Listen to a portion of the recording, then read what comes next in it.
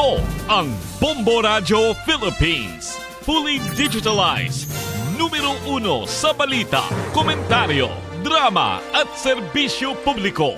Bombo Radio Philippines. Bombo Radio Philippines. Ang inyong #1 at most trusted radio network in the country. Basta Radio Bombo! Kung sa tunga sang kadulom, may kasanag nga magtuhaw agon mangin gabay sang imo pagpanglakaton. Ini bala pagbuot sang kahitaasan, ukon natabuan lang. May maligno gidayhan? Kung ang isa ka patay hinali nga mabuhi, makasiling ka pala nga ini isa ka milagro o kung kahimuan sang siyensya. May impyerno gidayhan? Ini nga pala mangkutanon, pagasabton sa sili nga pala tuntunan. Mga misteryo, sang kabuhi. Mga misteryo, sang kabuhi. Kasaysayan nga hindi mapatiyan. Apang nagakatabo, kung kamo may kasaysayan nga daw hindi kinaandan, ipadala lang diri sa aton palatuntunan. Mga misteryo, sang kabuhi. DYWB Bombo Radio, Mandalagan, Siyudad San Bacolod. Kag inaamon pagatagan sang kabuhi diri sa Mga Misteryo, sang kabuhi. Help is available. Pinaagi sa pag-istorya, paghatag sang suporta, kag direkta nga bulig sa nagakinahanglan, mahimo mo gid nga mapunggan ang suicide kag makasalbar sang kabuhi. Santo sa World Health Organization, ang suicide ang 4th leading cause of death sa mga kabataan na edad 15 to 19 anyos. Kung ikaw o kung may kilala nga nagasuprer sa depresyon, mahimo nga mag-contact sa National Center for Mental Health Crisis Hotline sa numero 0966 351-4512.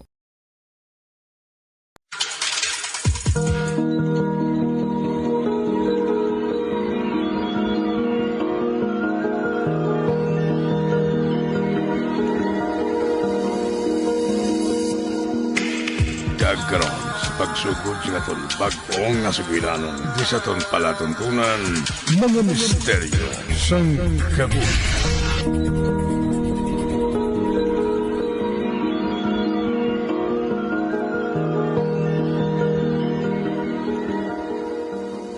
Diyos ko, ginapangayuan ko sang patawad. Ang ginaplano ko nga buhaton, patawara lang ako. Apang gusto ko na lang ang tapuson ng kabuhi ko. Hindi na ako. Hindi na ako.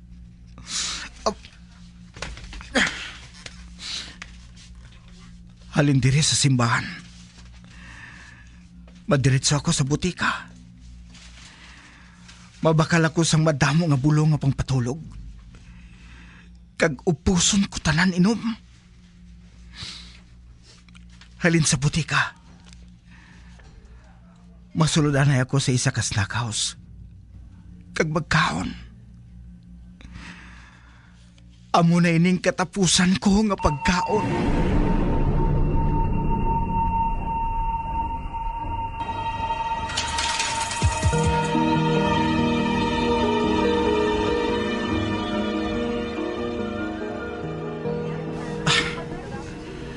Ari ng pagkaon ko.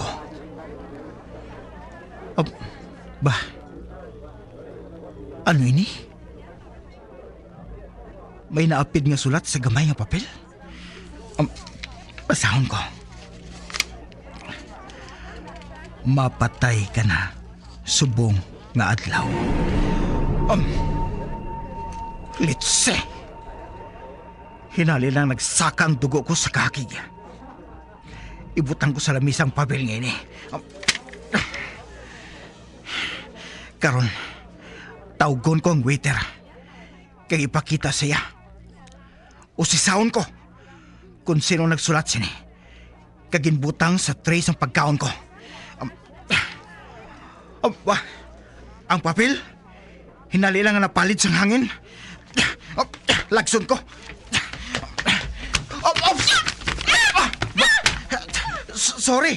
Sorry lang ha.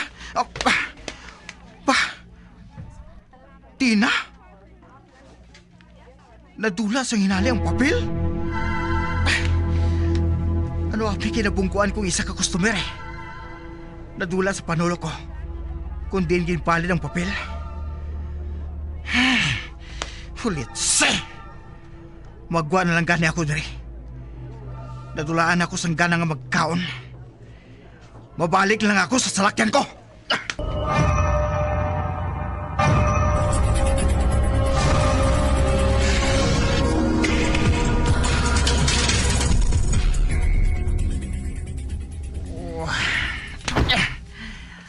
Ari na ako sa sulod sa salakyan ko. Paano pa ako makareklamo? Kay wala na ang papel? Basi kung pasibangdan pa ako karon, nga nagahimo-himo lang sa sugilanon. Kag masalaan pa ako nga buang. Apang sigurado kita ko sa nabasahan ko. Mapatay na ako subong adlaw. Kag pula pa nga tinta ang gingamit. Animal.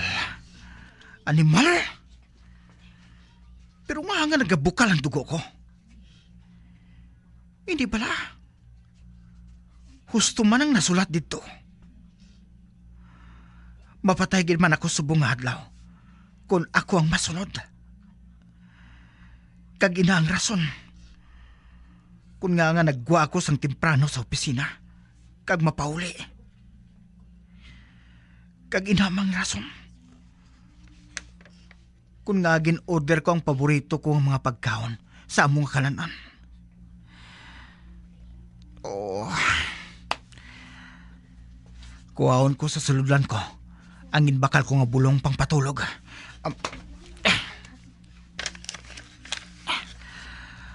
Makuha ko sang duha ka tablitas.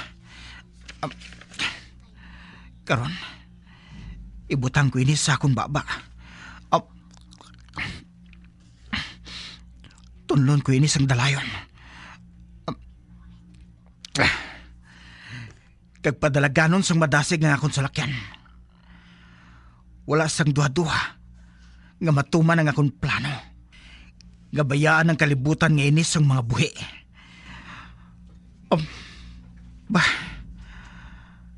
Ang ako nasawa. Hinali ko naman sila nga nadumduman. Nadumduman ko siya kaupod sa akong mga anak. Kagbadasig nga nagpanumbalik sa akong kaisipan. Ang mga hitabo. Kung nga agin palayuan ako sa akong asawa. Dala ang amon mga anak. Hindi na ako makagwanta sa ginabuhat mo, Andy. Halos nalubong ka na sa utang tungod sang bisyo mo. Ang sugal, kag ang pagpangin babae mo. Nina, pangako. Hindi na ako magsukal. Hindi na ako magtulok sa iban ng mga babae. Pila ka beses mo nga ginhambali na? Apang ano? Ha? Nagakakibot na nga ako nga pila ka tawo ang nagapanawag. Kag ginapangita ka. Agot sukton sa mga utang mo. Bisan ang pag-eskwela sa mga kabataan. Haluson ka na gani makasuporta. Kaya naghahatag ka pa sa mga babae mo. Kalit tama na! Hindi na ako makagwanta sa pangabuhi sa layo mo. Kalit sugod subong. Magpangabuhi ka nga isahanon. Tungod mabulag na ako sa imo. Nina? Oo! Maayo, ina. Makapagusto ka na kung ano ang buhatan mo. Wala na sa may masaway sa imo. Apang hindi ka magpinsar nga makita mo pa kami sa mga anak mo.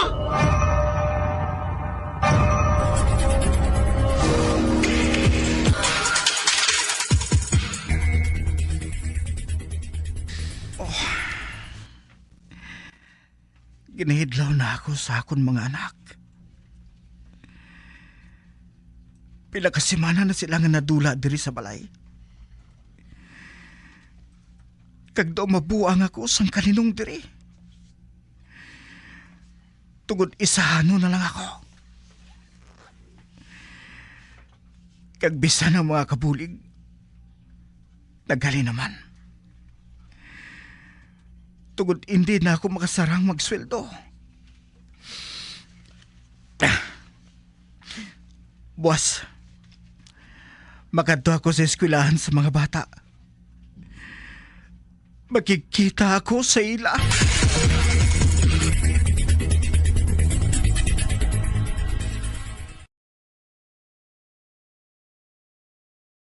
Ano bala ang dapat tandaan sa tion nga magbiyahe agod mangin hassle-free ang bakasyon? Yari ang pila ka mga tips. Una, i-check ang health kag travel alert sa napili nga mga lugar.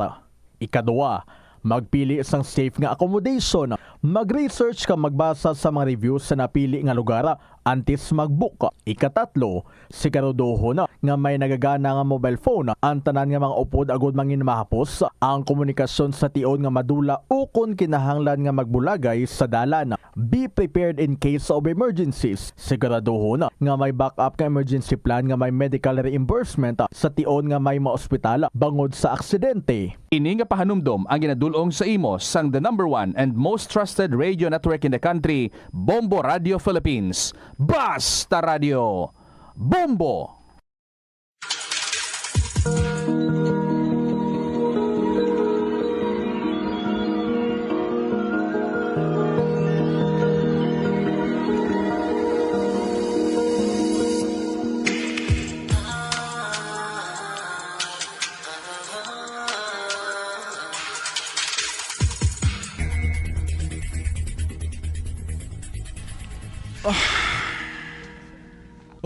Mig, do kadalong gid sang paginawa mo, ha?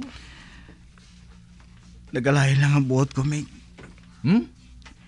Kasakit gali. Kung talikdan ka sang mahal mo sa kabuhi. Bi- Ilabi na sang imo mga anak. Ano? Uy, nga man gaw. Kay na, naggadto ako sa eskwelahan sa akong mga anak. Tugod tuyo ko makikita sa ila. Kaya ginahidlaw na ako sa ila. Apang wala nila ako ginsapak, Mig. Uy, Nagpalayo sila sa makita ako. Ano pang pulos kung mag-amos ini? Ngang halos tanan. Nagatalikod ang mayo pa. Mahikog na lang ako. Kag sinina. Sa katapusan nga tiyon. Tawgan ko siya kag istoryahon. Pangabayon ko siya. Nga pamatian ang ihampal ko sa iya. Kag pagkatapos,